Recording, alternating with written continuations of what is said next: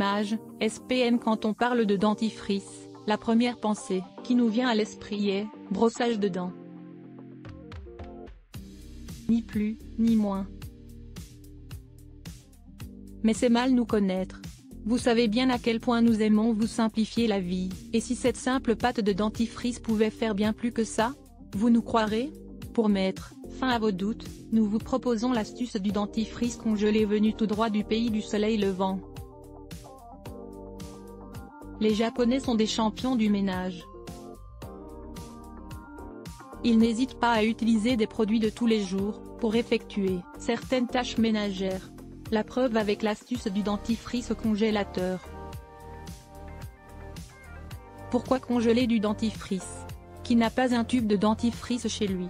Utilisé au quotidien pour se nettoyer les dents, ce produit sous-estimé peut vous rendre de fiers services. Vous n'êtes pas un as des tâches ménagères? Ça tombe plutôt bien, car nous avons pour vous une astuce d'origine japonaise qui va vous laisser sans voix. Et oui, nous avons quelque sorte voyagé rien que pour vous. Mais en quoi consiste cette astuce au juste? Réputés pour être ingénieux, les Japonais ne manquent pas d'idées pour révolutionner notre quotidien. Leur trouvaille? Congeler de la pâte de dentifrice, rien que ça.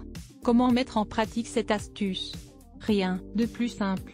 Prenez un bac à glaçons en silicone et remplissez-le de dentifrice classique blanc, de préférence. Enfin, laissez au congélateur toute une nuit. Vous pouvez dès le lendemain démouler vos cubes de dentifrice congelés. Mais pour quel usage? Des taches sur le tapis que vous avez ramené de votre dernier voyage? Frottez-les avec vos cubes de dentifrice congelés, rincez et le tour est joué. Point d'exclamation. Votre planche à découper dégage depuis trop longtemps cette odeur de poisson pourri? Vous n'aurez qu'à la frotter encore une fois avec vos cubes de dentifrice congelés. Fini donc ces odeurs nauséabondes qui vous empêchent d'utiliser cet ustensile de cuisine. Tube de dentifrice ouvert, source, SPM. Qu'est-ce qu'on peut faire d'autre avec du dentifrice?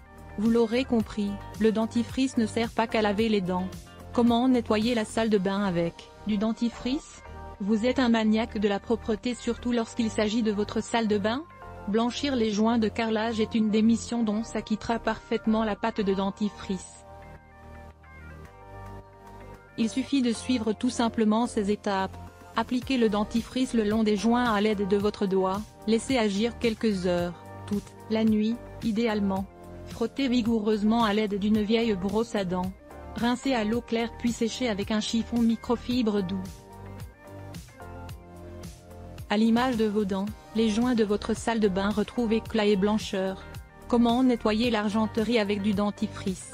Vous pensiez être surpris? Sachez que ce n'est que le début. En alliant simplicité et efficacité, le dentifrice peut rendre bien des services. L'argenterie de belle-maman a noirci? Voici donc l'occasion. Rêvez de bien vous faire voir auprès d'elle. En effet, vous pourrez la bluffer avec un simple tube de dentifrice.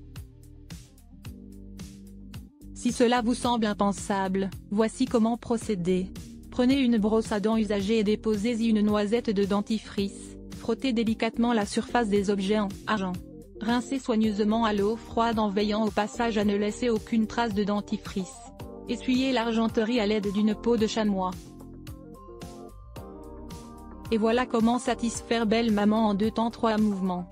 Nettoyer des couverts en argent avec du dentifrice. Source, SPM. Comment utiliser le dentifrice sur le visage?